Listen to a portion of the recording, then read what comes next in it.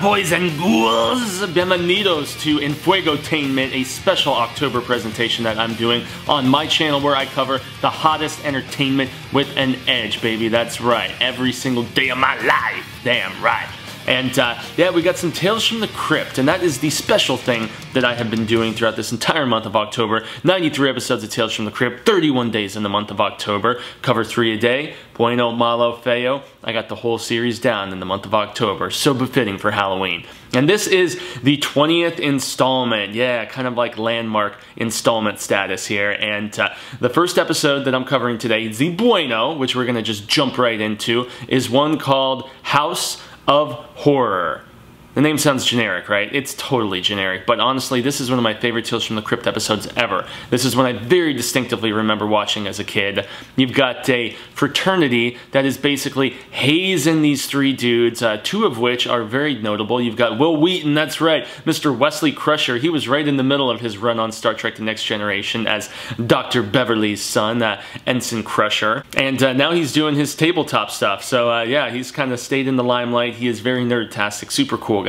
And then you've also got Jason London, man. Not to be mistaken with his twin brother, Jeremy London, who was actually in Mallrats. I actually, for the longest time, thought they were the same dude. I thought the same guy who was in Dazed and Confused was also in Mallrats. Apparently, it's two different brothers.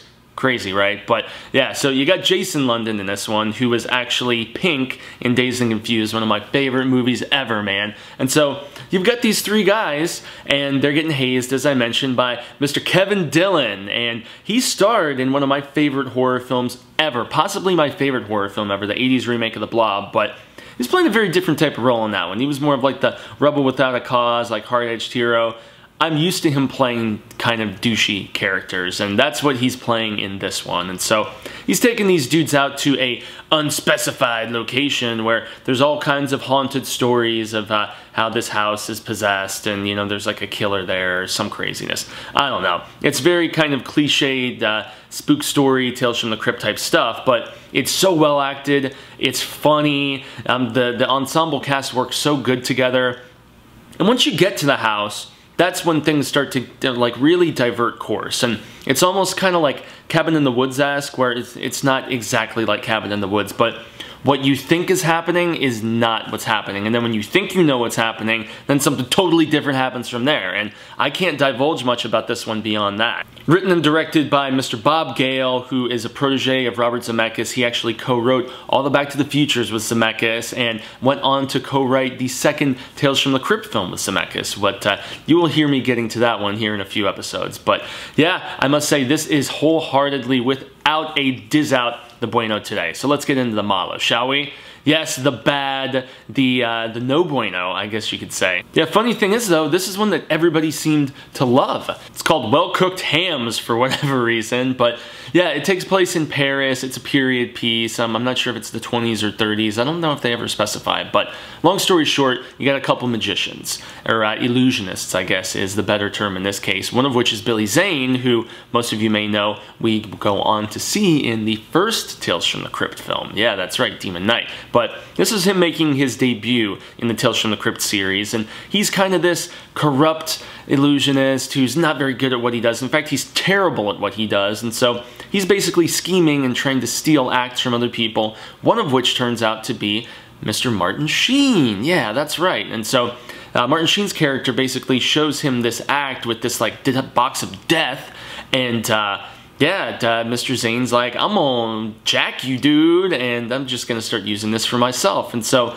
yeah, this is one that won a lot of awards. It actually was Emmy nominated. It was also written by Andrew Kevin Walker, who is a David Fincher protege who wrote Seven. He also did rewrites for Fight Club and for The Game, which is my favorite David Fincher movie. I think very underrated. I personally think it's his best. And he also did work on Sleepy Hollow and Event Horizon. And then you've also got the return of Elliot Silverstein, who we all know did The Reluctant Vampire. But then again, he also did Curiosity Kills in the 4th season. So, you know, a lot of people enjoyed this one. As I said, it was heralded, but I just thought it was kind of boring, you know? And both of these first two episodes came from the Tombs of Tales from the Crypt, the actual book itself, as opposed to one of the other EC books. And so yeah, I must say, as much as everybody wanted to rave about this one, I just well-cooked hams, man, I feel like it was just a little overcooked, or undercooked, just not cooked to Fuego's liking. So yeah, it was just kind of a boring episode. The payoff didn't even, I saw the payoff coming a mile away, or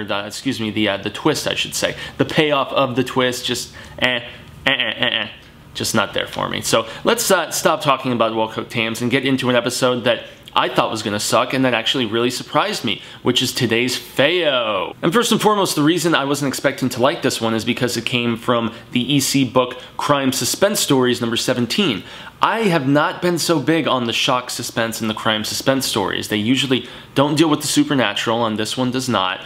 But yeah, it's usually love triangles or stuff like that, and this unfortunately does fall under some of those tropes. You've basically got Vincent Spano, and he's this cop who is looking into this dude who has killed his wife, and you see that happen pretty much at the very beginning. So I guess that is a very minor spoiler, and I try not to do spoilers in this, but yeah, this guy basically kills his wife, who's played by Tracy Lords, that underage porn star who thought she could act and went on to be in like Crybaby and some other stuff. Not a good actress. I don't know how she ended up getting work. Well, actually, I could guess, but... And then you've got David Paymer who's in this, and you know, he's done a ton of different work. He's been a mobster on Line of Fire, which was a show that actually got him some Satellite Awards, or Satellite Ace Awards, whatever that's called. He's actually nominated for his performance in this. He got a Best Acting nomination at the Cable Ace Awards this year for his performance in this. And he is the aforementioned murderous husband who basically jumps on a train and is trying to escape with his wife's dead body after he does the deed, but this cop is sniffing him out. This cop is trailing him, man, and there's a lot of twists and turns in this one. That's why it's the Feo. Not only is it the Feo because it's ugly about what this guy does to his wife and what he's trying to cover up, but the twist is uglier than I ever would have anticipated. It's really crazy. It's really good. The interplay, the cat and mouse game between these two guys is really rather fascinating, and it's well acted. Doesn't deal with the supernatural, but you know what? This one, as one that just dealt with real people being real monsters, it's great. It's ugly good, man. It's Feo Bueno. Yes, that's right. And yeah, interestingly enough, you have Kevin Hooks directing this, who I remember as being really little and acting in Sounder. Yeah, exactly. Well, at least a lot younger and acting in Sounder, which, dude, Old Yeller, compare that to Sounder, and Sounder is just so much more just incredibly acted and depressing, at least in my opinion. So, fantastic. But the guy went on to start directing in the early 90s, and so he did like Passenger 57 with Wesley Snipes, and he did Fled with Lawrence Fishburne, and I know it was one of the bald ones, I can't remember which one, but yeah, he kind of fancied himself as an action director for a little bit and went on to do a number of episodes of Prison Break. So yeah, I don't really think his directing was that good in this one, but hey, the performances were so ugly good, just the ugliness of these two characters going at each other. It's fascinating. It's a very interesting character dynamic and a character study. So there you have it, guys. These 3 episodes for the 20th installment of my Tales from the Crypt coverage were all pretty good. I mean, you know, Well Cooked Hams, it wasn't a bad episode, and hey, you might like it. A lot of people did. A lot of people just thought it was tremendous, you know, and the fact that you had Silverstein coming back, who had done, you know, such a great episode and did all that vintage work on, you know, Twilight Zone and other stuff. But yeah, at the end of the day, the House of Horror, the one with the most silly name, man, it's so good. I cannot recommend that episode enough. It's tremendous. So, once again, guys, I extend a grande gracias for you tuning into my horrific coverage here on Enfuegotainment.